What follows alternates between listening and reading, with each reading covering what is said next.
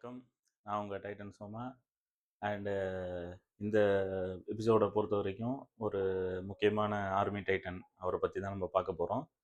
ஆக்சுவலாக இது அவரை பற்றி கொஞ்ச நாள் முன்னாடியே நம்ம பேசியிருந்துருக்கணும். பட்டு நான் தனிப்பட்ட முறையில் வேறு வேறு ஆளுன்னு நினச்சி அவரை நான் அவாய்ட் பண்ணிட்டேன்.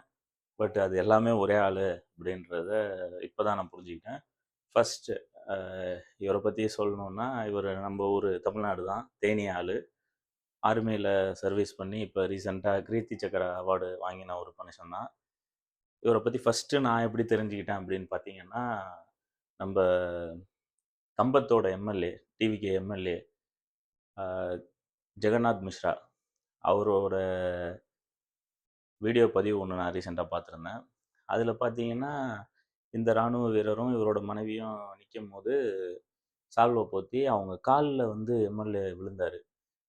எனக்கு அங்கே இருக்கிற எல்லாருமே ஷாக் ஆகிட்டாங்க. எனக்கும் ஒரு மாதிரி என்னடா இது, நம்ம ஒரு ஒரு சட்டமன்ற உறுப்பினர் அவர் போய் இவ்வளோ தூரம் காலில் விழுந்து நீங்கள் இந்த நாட்டுக்கு செஞ்ச தியாகத்துக்கு எதுவுமே ஈடு இல்லை, உங்களுக்கு வந்து நான் வந்து இந்த மரியாதை இப்படி தான் செய்யணும் அப்படின்னு சொல்லி ரொம்ப நெகிழ வச்சுட்டார் அங்கே இருக்கிற எல்லாரையும்.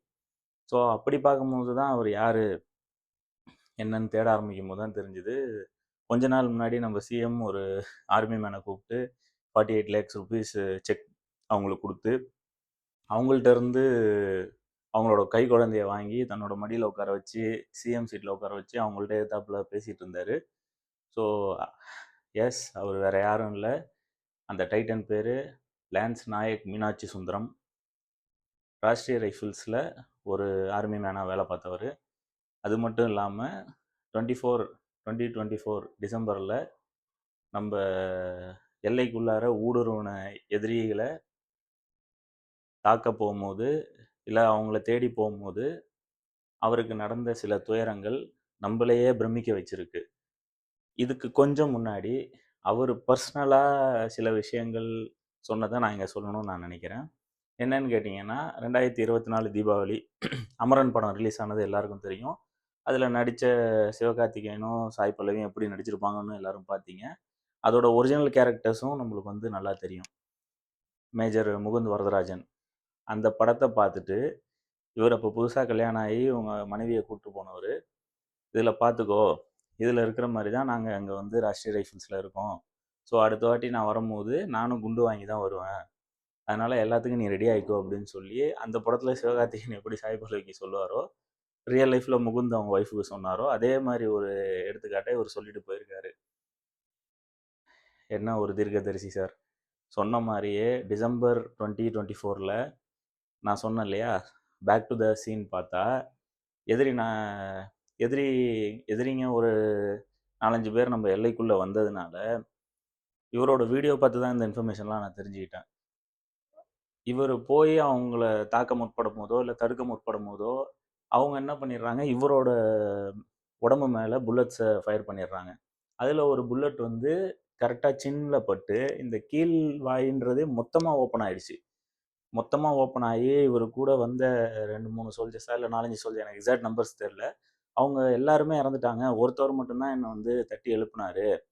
இந்த மாதிரி 2 பேரை நம்ம இது பண்ணிட்டோம், இன்னும் ஒருத்தர் மட்டும்தான் இருக்காருன்னு நினைக்கிறேன் எதிரியில், அதனால் விட்டுறலாம், நம்ம ஹாஸ்பிட்டல் போனால் உன் உயிராது மிஞ்சும் அப்படின்னு சொன்னபோது அதுக்கு இந்த மீனாட்சி சுந்தரம் சொன்ன வார்த்தை தான் என்ன பிரமிப்பில் ஆட்டினது.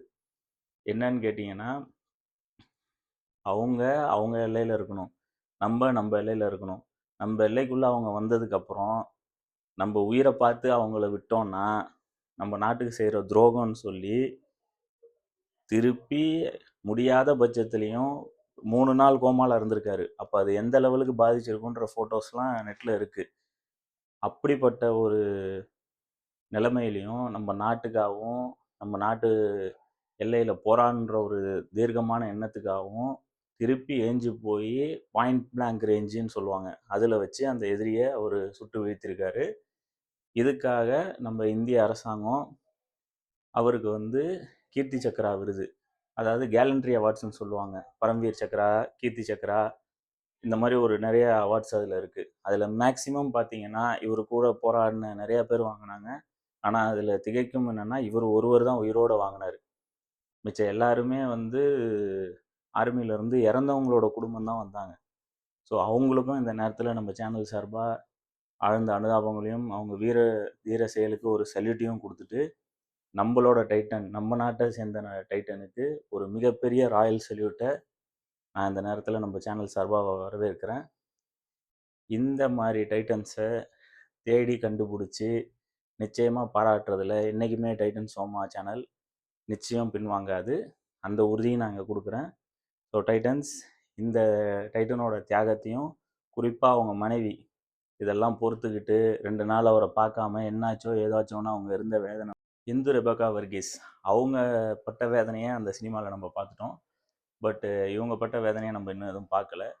ஸோ அதனால அவங்களுக்கும் இந்த நேரத்தில நம்ம சேனல் சார்பா மிகப்பெரிய நன்றிய தெரிவிச்சுட்டு, உலகம் ஃபுல்லா இருக்கிற நம்ம டைட்டன்ஸ் இந்த மாரி தியாகிகள்னு சொல்லப்படுற டைட்டன்ஸை நிச்சயமா பாராட்டணும். இங்க இருக்கிற சோஷியல் ஒர்க்கர்ஸ், சோஷியல் நல விரும்பிகள்னு சொல்லி கரவேஷ்டிகள் எல்லாம் கட்டிக்கிட்டு இருக்கிற எல்லாருமே இந்த மாதிரி வீரர்களை முதல்ல பாராட்டிட்டு, அதுக்கப்புறம் எல்லார பற்றியும் திட்டுறதும், எல்லார பற்றி பேசுகிறதும் அவங்க ஒரு ஆக்டிவிட்டியாக வச்சுக்கணுன்றது என்னோட தாழ்மையான வேண்டுகோளாக கேட்டுக்கிறேன்.